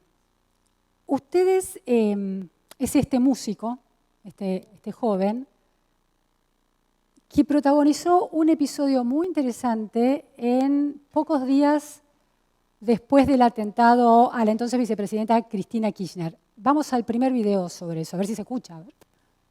Si no se escucha, tenemos problemas. No se escucha, no. ¿Lo cuento, Germán, o le podés encontrar la vuelta? Bueno, Callejero Fino, unos días después del atentado a Cristina Kirchner, va a la televisión invitado por Andy Kuznetsov. Callejero Fino es un muchacho del conurbano bonaerense de Presidente Derqui en Pilar, en la zona norte del conurbano. Estaba preso, estado preso, tuvo una pulsera, estuvo preso en la cárcel y además tenía, terminando ya su periodo de encarcelamiento, tenía una pulsera electrónica, tenía problemas con la justicia. Va al programa de Andy Kuznetsov, hablan del atentado y él, si podés, Germán, si no, pásalo, porque la cara de él es muy elocuente. Aunque no se escuche, él escucha la conversación entre actores y en un momento dice, ¿qué pasó? Entonces, Andy Kuznetsov le explica, no, bueno, hubo una persona que quiso matar a la presidenta, un muchacho. No, ¿me está diciendo en serio? Le dice Callejero Fino. Sí, sí. ¿Pero dónde vivís? En la estratosfera, le dice Andy Kuznetsov. No, es que no, ni me enteré, pero claro, lo que pasa es que yo quiero aclarar, no me enteré porque no miro televisión, dice. O sea, pensemos, atentado a la vicepresidenta, que es un momento de la moneda en el aire para un país. Según ese atentado hubiera tenido un resultado o el otro, la Argentina no sería esta Argentina, es decir, habría producido consecuencias que no sabemos bien cuáles serían. Un momento culminante de la vida política, social de la Argentina. Este joven, ese tema turrito, en ese momento tenía 85 millones de views en YouTube. Es decir, ese joven es el nodo de una trama social de sectores populares y no populares, porque los pibes de las clases medias también escuchan, y los grandes también, y es bárbaro. Yo pongo este tema en un casamiento y lo bailo. Entonces, un artista popular, famoso en gran parte de la Argentina, que debe tener una circulación de WhatsApp y de comentarios en Twitter, en Instagram, y conversaciones con todo el mundo, no tenía ni idea. Ya había pasado, fue al otro día del asueto convocado por el presidente para reflexionar sobre ese momento tan crítico. Ni siquiera el asueto se había enterado. Entonces, ¿qué es un argentino? Ese joven representa a otros jóvenes que no conversaron sobre el atentado. Seguramente nosotros conversamos sobre el atentado durante meses y meses y meses. Bueno, este chico, que es súper famoso, más popular que cualquiera de nosotros, no sabía qué había sucedido. Entonces,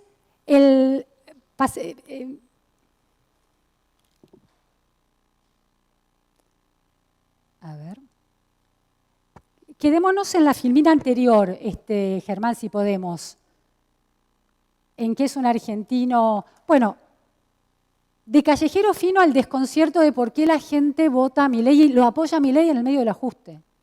¿Qué pasa con la gente? ¿Qué pasa con el argentino? ¿Qué es un argentino que está dispuesto a votar a alguien que dice que va a terminar con todo, que va a ajustar, que no hay más plata y que lo hace? Todos nos tenemos que achicar y hemos tenido que reducir todo tipo de consumos. Todos, los que están mejor posicionados y, por supuesto, quienes la pasan peor. Y, sin embargo, no hay una merma del apoyo a Milei. Lo conserva el apoyo del balotaje. Entonces, el problema de la representación política es clave. Es decir, hay un solo político en la Argentina que representa a alguien, y ese es Milei. Y es cuando yo vi esto en televisión, me acuerdo por esos días, me resultó tan gráfico de lo que estaba pasando, de la desconexión.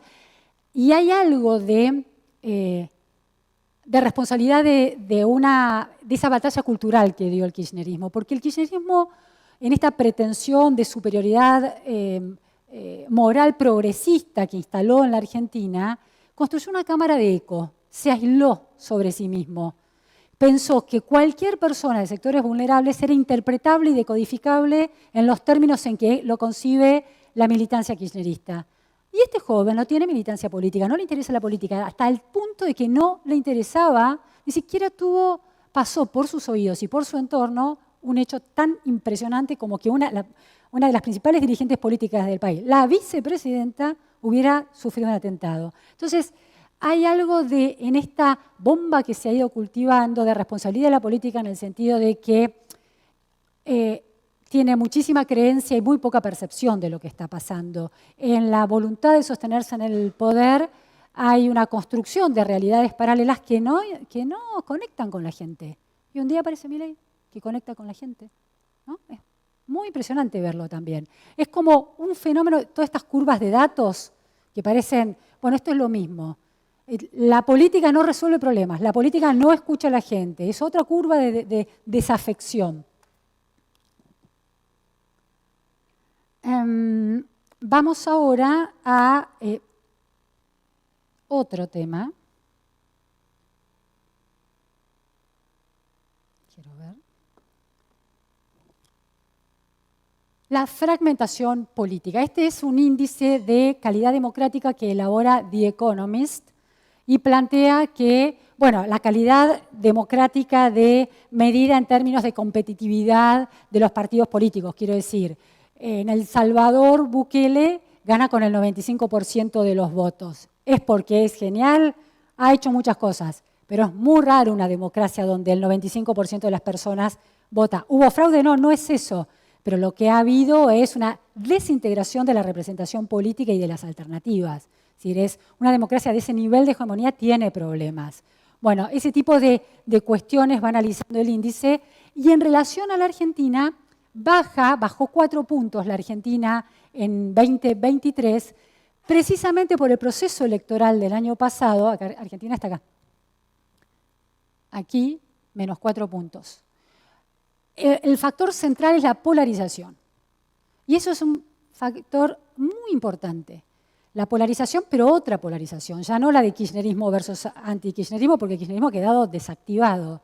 Esta polarización que descubre Milei, que institucionaliza Milei, que es la casta, la gente versus la casta. Es una polarización distinta. Pero además pasa otra cosa, que antes había 2 que podían ganar. En el medio hubo 3 que podían ganar. Y ahora vuelve a haber 2.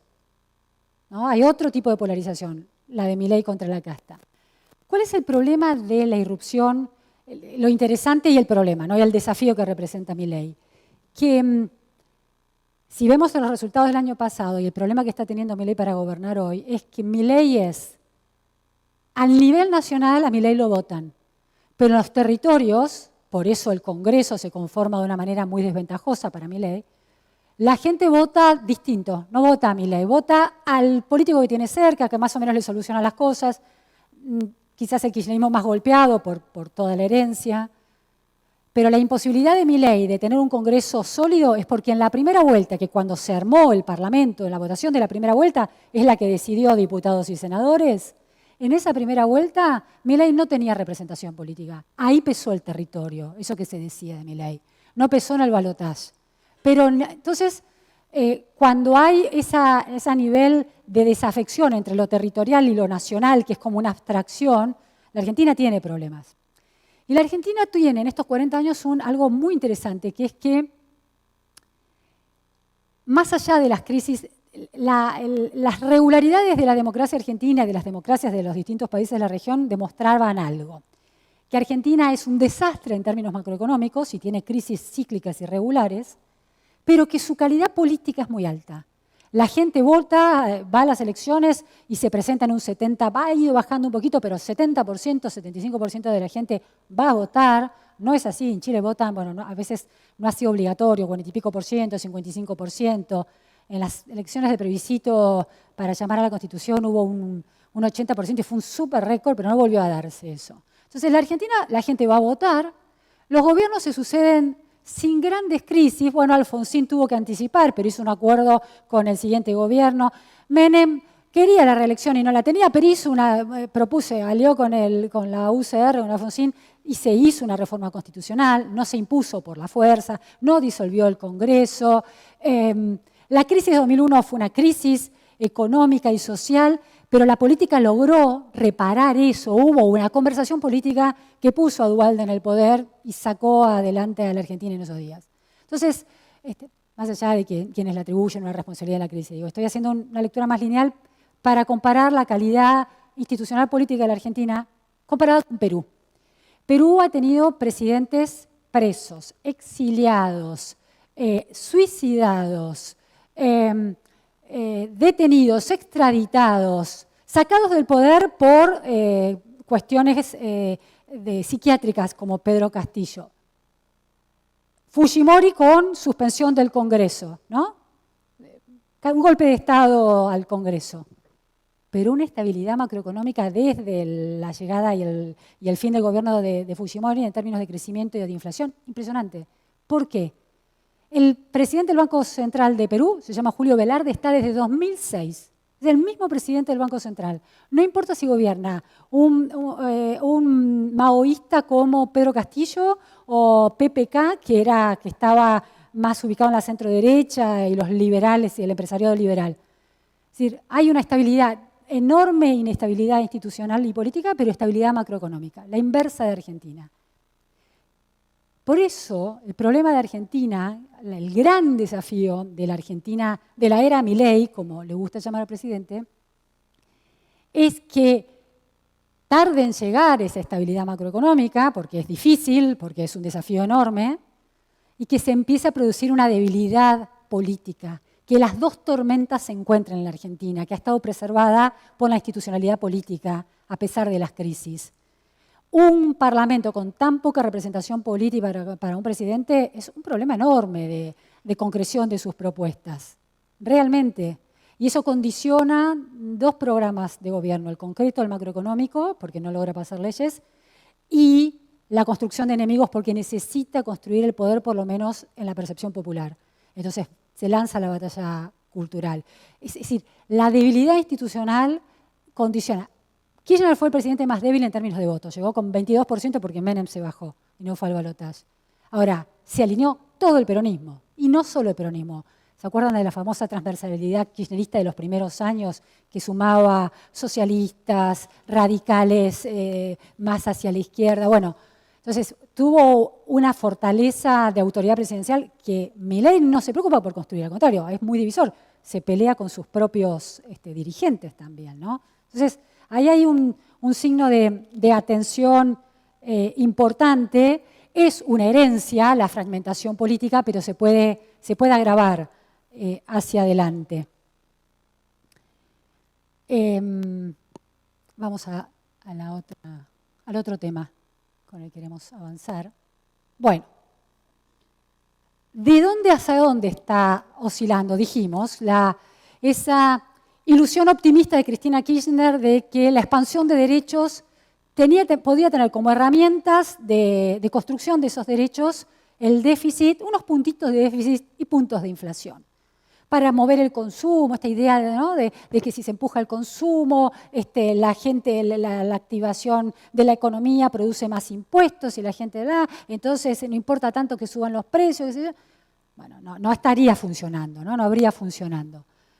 Ahora, el desafío de Milei es cómo corregir el déficit y la inflación, cómo corregir los indicadores macroeconómicos y dar una versión de expansión de derechos razonable. Lo que se está debatiendo en la calle, y se va a debatir en la calle a partir del recorte a las universidades públicas, con todos los sesgos que hay en esa discusión, porque hay mucho para decir en esa discusión, que sigo porque es uno de mis temas de interés, es cierto que hay una idea de ciertas políticas públicas solamente porque el Estado las lleva adelante, hay que desmantelarlas, no sé si es por dar la batalla cultural o por ahorrar, como el plan ENIA, el plan central para bajar los niveles de embarazo adolescente. Entonces, el desafío de Milei no solo es un saneamiento de la macroeconomía, sino encontrar una fórmula de expansión de derechos que sea razonable, no que sea la expresión libertaria e irracional extrema que anunció, por ejemplo, Bertie Venegas Lynch en relación de que los chicos no tendrían que necesariamente, no tienen la obligatoriedad de ir a la escuela, podrían estar en el taller trabajando con los padres si los padres lo necesitan. Por supuesto que eso es inadmisible en una sociedad moderna, el conocimiento es libertad, así que no hay manera de sostener esa premisa. Pero lo que es interesante es cómo hace Milei, con la poca voluntad que tiene de construir cohesión social, para dar una versión interesante, para que la macroeconomía conecte con la expansión de derechos. Porque ese es el truco. Que Milei entiende, cuando Milei se queja de la justicia social, puede parecer un disparate, pero de alguna manera se está sosteniendo que si el Estado tiene que producir déficit fiscal y tiene que producir inflación para sostener la justicia social, de alguna manera se está mordiendo la cola, porque lo que produce es pobreza. Vimos estos indicadores. Con esos modelos lo que se produce es la transmisión intergeneracional de la pobreza y el crecimiento de eso. Entonces, ahí hay un punto de Milei formulado en los peores términos, como una especie de guerra a derechos muy interesantes que la Argentina viene asegurando históricamente y que son derechos en otras sociedades desarrolladas. Esos son dos extremos del péndulo. Otro problema de la política actual es que hay una hipermoralización de la política, idea de que unos son mejores que otros. Son peores los que, digamos, la corrupción kirchnerista es condenable en términos jurídicos y en términos morales, pero no las ideas, ¿no? Creo que hay que distinguir eso. Entonces, el problema en la Argentina es que está pasando de una pretensión de superioridad moral, de una versión del progresismo de izquierda que instaló el kirchnerismo, a una pretensión que pelea por ocupar la centralidad de esta idea de Milei de la superioridad moral del capitalismo, ¿no? Que el capitalismo puede ser muy productivo para generar progreso y desarrollo, pero también tiene un montón de problemas, ¿no? Las democracias modernas también y capitalistas tienen problemas. Entonces, me parece que cuando la política se traduce en el terreno moral y se producen estos duelos de titanes de superioridades morales, se produce una polarización que no se puede negociar con el mal. Si alguien se percibe como el bien, no se puede sentar a negociar con el mal. O sea, otra grieta de difícil resolución, que hace de muy difícil resolución, la desactivación de la bomba e inclusive el armado de un país razonable después de que la bomba explote o se haga explotar. Esos son... Después hay cuestiones, consecuencias políticas, porque lo que produce Milei es un vaciamiento de la oferta electoral por izquierda y por derecha. Al kirchnerismo le quita los votantes de los sectores populares, ¿no? Milei no gana solo con votos de las clases altas que tienen plata y quieren libertades económicas. Milei gana sobre todo por el voto que le quita al peronismo y, por supuesto, el apoyo del 26% de los votantes de Patricia Bullrich. Entonces, Milei le quita representación al peronismo en sectores populares, pero también se queda con los votantes de Patricia Bullrich. Y yo no sé si eso es un camino si hay mucha vuelta atrás en el corto plazo para ese proceso de vaciamiento de las banderas de PRO. No digamos ya de Juntos por el Cambio porque ya está muy desarticulado esa alianza. Pero, entonces, los efectos de Milei, representando tan claramente el enojo de la ciudadanía, estas polarizaciones, es que vacía a todos de contenido. Y una sociedad no se sostiene con un solo líder. La verdad es que las sociedades vigorosas son aquellas donde se compite electoralmente, donde hay una competencia, Estados Unidos, Biden contra Trump, Trump contra Biden, ¿no? Nos puede gustar uno más que el otro, pero hay una competencia y hay un riesgo de perder. Cuando hay un riesgo de perder se trata de ser mejor. Cuando dominás la cancha al 100%, se producen muchos efectos colaterales, muchas externalidades negativas, como dicen los economistas. Vamos al siguiente. Una de las cuestiones de los peligros mayores de la gestión de Milei, en dos sentidos, táctico, político y estructural para la Argentina, es la batalla cultural. Milei obtuvo el voto, el 26% de Cambiemos, gracias a que durante la campaña puso en una cajita la idea de no voy a plantear la aportación de armas, no voy a plantear la marcha atrás en la legalización del aborto, no vamos a hablar de vouchers educativos, y aisló. En uno de los debates con Massa, de alguna manera, planteó una agenda que es la de Villarruel en términos de las políticas para reparación de las víctimas del terrorismo, etcétera, etcétera, que fue sorprendente. Pero aisló ese núcleo cultural y hablaba de macroeconomía. Bueno, Milei hoy gobierna con la macro, intentando que la macro se corrija, pero gobierna con la batalla cultural. Y Milei es siempre explícito, dijo que no iba a haber plata y que iba a haber ajuste y lo cumplió. En el programa de Fantino, hace una semana, dijo, yo entendí a los orcos, como le dice a los kirchneristas, son termo pero no tanto, entienden de la puja del poder. Y cuando te quieren quitar el poder tenés que ir por todo. Y la batalla cultural para él es ese ir por todo. Estuvo con Ben Shapiro, un influencer de derecha en Estados Unidos. Y él dice, yo estoy muy sorprendido de que el 70% de la gente dice que está mal con el ajuste. Pero mi popularidad se sostiene y estoy muy sorprendido por eso, porque la batalla cultural tuvo resultado, la gente quiere libertad. Esa es la conclusión. De manera que, en términos tácticos de aquí a 2025, cuando él imagina un Congreso más favorable, también lo dijo en la entrevista con Shapiro, dice, bueno, con estas armas, bajar la inflación y la batalla cultural, voy a conseguir que me voten más en el territorio, es decir, para el Congreso, la gente, y voy a poder hacer mis políticas. Esto es, el gobierno va a hacer esto, de acá a las elecciones de medio término, ese es el gobierno de Milei. Bajar la inflación y batalla cultural, todos los días con un tema nuevo. Las universidades, el adoctrinamiento, lo que sea, todos los días va a haber un tema nuevo porque es parte de su munición gruesa para hacer política, la política que quiere hacer. El problema es que eso tiene un riesgo para Milei, táctico-político, que es que genere su propio monstruo. Así como la 125 Cristina Kirchner generó a su oposición, ¿sí? Y en 2009 perdió las elecciones, fue el momento en el que el kirchnerismo se estuvo por ir del poder anticipadamente, lo hablaron. El matrimonio presidencial lo habló. Bueno, ese monstruo que cultivó el kirchnerismo con la superpolarización de kirchnerismo versus campo y la sociedad representada en los valores de la productividad, la libertad económica del campo, puede sucederle a Milei. Es decir, ¿hay certeza sobre eso? No. Pero la decisión de la clase media universitaria de marchar en la calle, ocupando la calle por una bandera bastante razonable, es un problema para Milei. El problema es que le puede pasar lo mismo que a Cristina Kirchner o al kirchnerismo a Milei, que es que se encierre en su diario de Irigoyen, que en la construcción de su batalla cultural, su versión, todos los días escuche su versión de los hechos y pierda porosidad. Lo que ha tenido Milei en estos años es porosidad, la capacidad de conectar con la gente, que es lo que perdió el kirchnerismo. Se volvió una secta cerrada que creyó que interpretaba la pobreza y la pobreza lo votó Milei. Entonces, ahí Milei tiene desafíos en ese péndulo, ¿no? Pasamos de la bomba al péndulo de Milei, que son los desafíos hacia adelante. Y si tiene desafíos electorales en 2025. Si las elecciones de medio término, la lógica electoral, cualquier votante de medio término vota distinto, ahí no hay balotaje. Ahí votás, te das unos lujos que en una elección presidencial no votás. Y además no va a estar Milei, porque Milei es uno solo y no se clona. Karina podrá ir a otra candidatura, por eso la Libertad Avanza está extendiéndose territorialmente,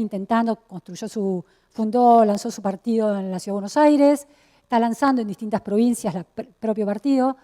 Le va a alcanzar para 2025, la gente va a reconocer en esas figuras a Milei, porque un presidencialismo como el de Milei, que es hiperpresidencialista, no delega, no deja muchas figuras que puedan representar el sentimiento de todos, y en el territorio necesita figuras. Entonces ahí hay muchos riesgos para Milei en 2025, que él alimenta cuando, por ejemplo, alimenta a esa cohesión social opositora. Pasamos otro desafío, a desafíos futuros, que son distintos a estos, pero también. Pasemos a la siguiente, por favor. El eje es la inflación. Ahora alcanza con bajar la inflación para que todo se reordena. ¿Cómo es la cadena de transmisión de la baja de la inflación? Levanto el cepo, vienen las inversiones financieras que quieren plata más rápido. ¿Cuándo llegan a la gente? ¿Cuándo llegan al empresario pyme? ¿Cuándo llegan al comercio? ¿Cuándo llegan al empleado? ¿Cuándo llegan al trabajador informal que empieza a tener más trabajo? ¿Cuándo llegan? ¿Cuándo llega? Esa respuesta no está tan clara. No está tan clara. Ahora, la baja de la inflación es la garantía de todo. O la emisión, otra de los, si no hay emisión no va a haber inflación. Bien, está bien, lo hemos aprendido. ¿Cómo se explica 2005? El 2005 de Kirchner, o ese periodo de superávit que tuvo Kirchner, no había emisión y hubo inflación. Entonces los términos de intercambio de los commodities de una Argentina que depende muchísimo de los commodities, granos y energía, en un proceso de guerras que se van expandiendo geopolíticamente y empiezan a impactar en las crisis de oferta y de demanda, van a impactar también en la Argentina. ¿Le va a alcanzar a Milei solo con la inflación? ¿Le va a alcanzar a la Argentina y a los argentinos solo con la baja de la inflación? También no está tan claro eso, ¿no? Desafíos. Siguiente. Flexibilidad laboral, libertad económica. Es una demanda de las pymes. Lilita Carrió, que lo cuestiona mucho Milei, sostiene desde hace años que hay que cambiar el régimen laboral, las barreras de salida, de despido son tan altas, la penalización sobre pymes sin recursos son tan altas que no hay crecimiento de la fuerza de trabajo. Entonces, flexibilización laboral. The Economist, hace 3 semanas, compara la Argentina con Perú y dice, la Argentina tendría que tener Banco Central independiente como Perú y analiza las bondades de la macroeconomía peruana, como yo lo hice aquí. Pero yo no mencioné una y The Economist tampoco, que es central. Perú es uno de los países con mayor informalidad laboral de América Latina. 70% de su fuerza de trabajo está en la informalidad. En la Argentina está en torno al 44%. Y es una economía libre, como vimos, que está dentro de las bastante libre, con circulación de la fuerza de trabajo con muchísimas menos restricciones.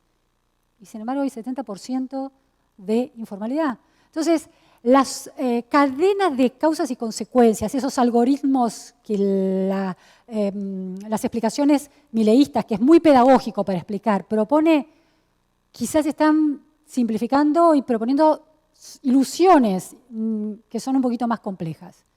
Otra advertencia para los desafíos de Milei. Pasamos al...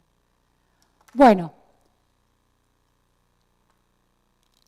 creo que uno de los desafíos más interesantes de Milei es esa utopía liberal módica y moderada, no módica, moderada, porque era interesante que se propuso Cambiemos, déficit cero, una sociedad amable que estuviera abocada a su propio emprendedurismo, a sus propios proyectos vitales, sin que el Estado se interviniera mucho en los debates y en la batalla cultural. No dio resultados, la pobreza subió al 54%, aunque controló el déficit. Entonces, el desafío de Milei es que el equilibrio macroeconómico sea cultura, no importa quién esté en el poder. Cuando llegó Boric en Chile al poder, que venía de la izquierda más extrema y llevaba al Partido Comunista dentro de su alianza electoral, una de las cosas que dijo es que él creía en la necesidad de un equilibrio fiscal. No importa si Bachelet, si Piñera, si la concertación de Lagos, Chile cree, desde el regreso a la democracia en 1990, que no puede haber déficit fiscal, que tiene que haber baja inflación, que el sector privado debe ser pujante y que el Estado tiene que tener algunas funciones, pero no todas.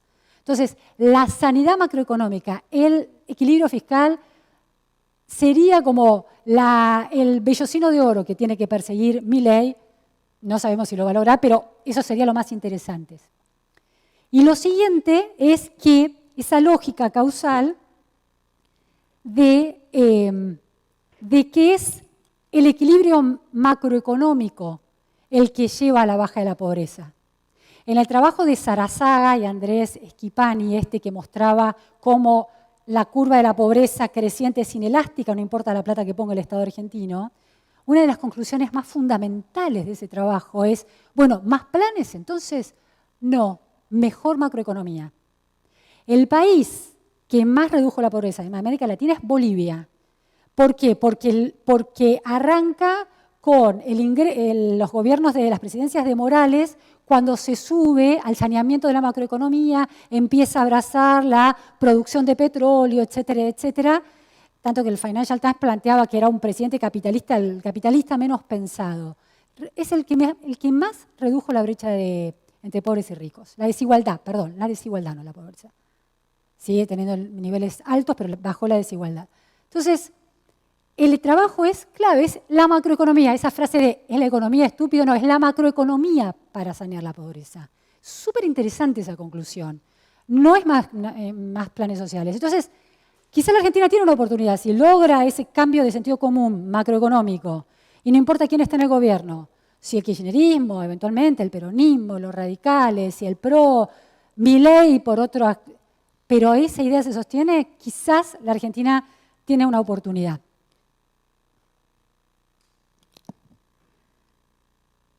Bueno, ¿a dónde vuelve el péndulo?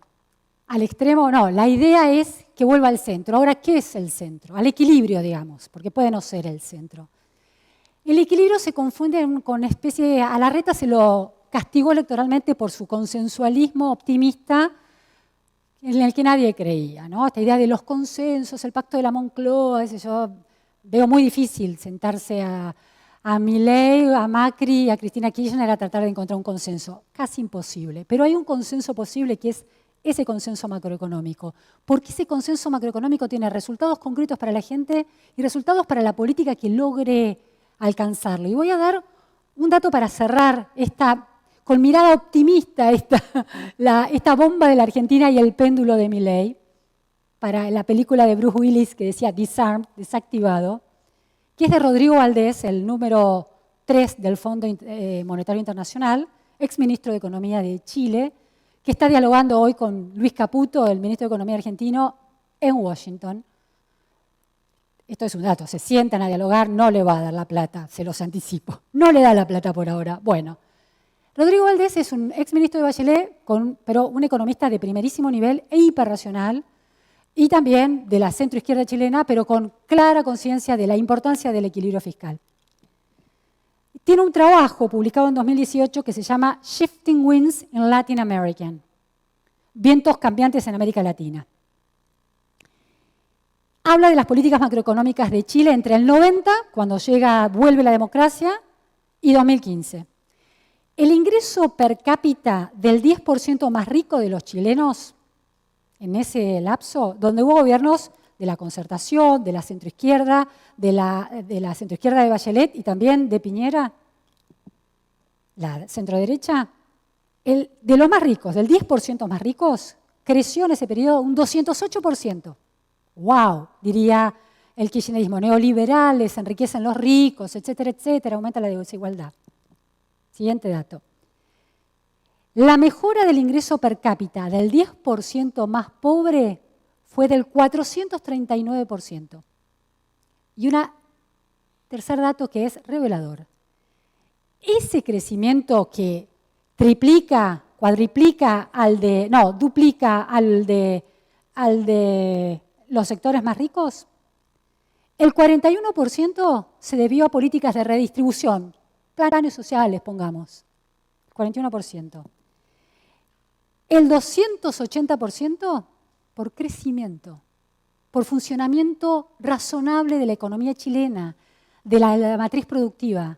Ese dato es interesantísimo, interesantísimo. Si la política argentina lograra asimilar como cultura política, y si los argentinos entendiéramos como cultura política ese dato, que una macroeconomía saneada conduce al crecimiento, y no por derrame en esas lógicas de la neoliberal, sino porque hay trabajo, porque hay libertad de empleo, porque si te echan de un trabajo hay una masa crítica de nuevos trabajos posibles y de inversiones que van a generar trabajo. Si uno ingresa en esa economía, en esa creencia, bueno, a lo mejor la bomba argentina se desactiva y el péndulo encuentra un equilibrio interesante. Bueno, eso es todo. Muchísimas gracias a todos realmente. Fue un placer.